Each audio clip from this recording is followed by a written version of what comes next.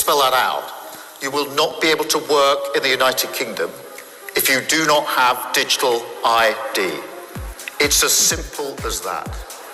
And I'm here with Lev, and we are going to come and talk about all things ID cards. What's your take on it, Lev? What do you think about the digital cards that's going on? If I was to sum it up, what is the point? I mean, would you not call a driving license a digital card? Yeah. So why are we now having to get another form of ID, which we already have one form of ID? Saying that apparently they've used independent polling companies, and then polling companies are getting positive votes, and like people actually want it. But I mean, who are these people? I mean, they're saying it's mandatory. We have to get it. If you're a worker in the UK, you have to get it. So regardless of what type of job you do, you have to get this card. So it's a case of, and the way they're trying to sort of sell it to us is the fact that it's free, but it's not free because it's using taxpayers' money to fund it. There's talk of date of birth, address, job role or title, male, female, them kind of things, like the basic info. Why can't we vote on whether or not we want this to happen? You know, I think we need to take a more American approach to it. You know, I mean, they get a lot of voting rights with a lot of things that they, you know, what they don't just say, oh, we're bringing this out and you have to have it. There'll be uproar. I think in America, they have more pushback, don't they? I think we comply a little bit easily in the UK, where we sort of go along with the government and we believe them. I don't believe them. Oh, yeah. Actually, yeah, let's push back and get rid of these people that are in our country illegally with this card. But this card is not going to make them people disappear. We use the card, okay, for the people that are coming over and track them with the card instead of giving it to us. Why do we need it? Why can't they be tracked with the digital pass card thing then? Because, as you said a minute ago, we are a very pushover nation. We need righteous leaders. We need leaders that have good judgment. Because so far, Keir Starmer ain't really done much, and especially towards this country. They don't seem to understand why. Across the channel and to get people out of our hotels. And therefore, I am looking at ID cards or digital ID, because we do need to look at the pull factors. The Prime Minister believes this is an important weapon in his armoury to tackle illegal immigration, but his idea is creating clear blue water between government and opposition. But I mean, how is that going to stop? I mean, let's just say like a ballpark figure. If it's going to cost them $2 billion to roll this out, to get because, you know, someone's going to have to build a new program from scratch. So then we have this application made that we can use on our phone or to have as a card.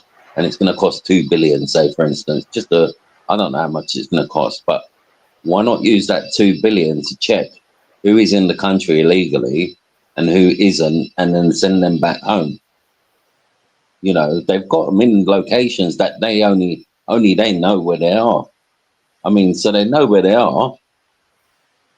You know what I mean? Am I making sense, or am I being very naive about it? It seems all confusing to me. It just seems so confusing. So how will these digital ID cards work? Well, one of the things that we're thinking about is whether to introduce digital ID, and we think there is some merit in this. The Prime Minister will say a bit more about this tomorrow, but we think that they offer two benefits. The first is that they'll be able to make sure that people are able to prove their right to be here, to work here legally very easily, which will then help us to deal with the illegal economy and stop people being undercut at work. But we also think there might be big benefits as well for citizens. If you think about the way that the NHS app has developed in recent years, and now you're much more able to do things like make GP appointments online and access your medical records, we think there may be benefits to the general population as well. But I would just say this: beware of any politician who tells you that when it comes to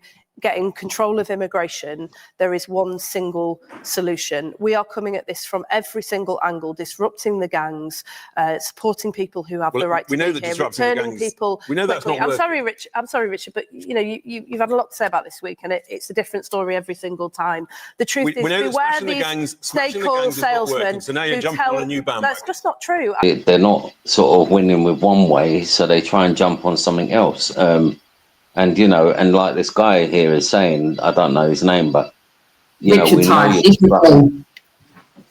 know you're disrupting the gangs, because you disrupt the people that are shouting from the rooftops for their rights as British citizens and not doing what you should be doing. Her opening statement was that we're going to be able to sort out the immigration problem, and we're approaching that at all angles.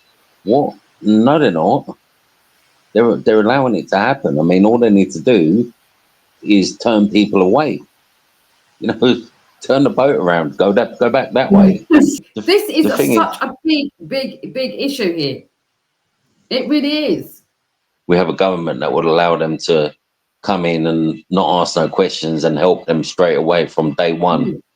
For what reason did that person go through 14 countries before coming here and not stop there?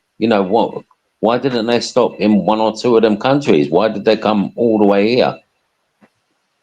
What I can say to you is, beware these snake oil salesmen who tell you that there are simple solutions. If there were simple solutions, they would have been done by now. Don't buy what this guy is selling. I'll come to you in a minute. Just let me go around the panel. Luke, is this something that the Conservative Party supports? Well, Ian's question was, is it going to solve it? No. Full stop. That's not going to solve it. I take a step back. Why are we having this debate tonight of all nights with an announcement made like this? There's something called in politics the dead cat theory. When you're not sure what to do, you throw a dead cat out to distract, because the Prime Minister is under pressure from the likes of Andy Burnham coming forward and putting pressure on him.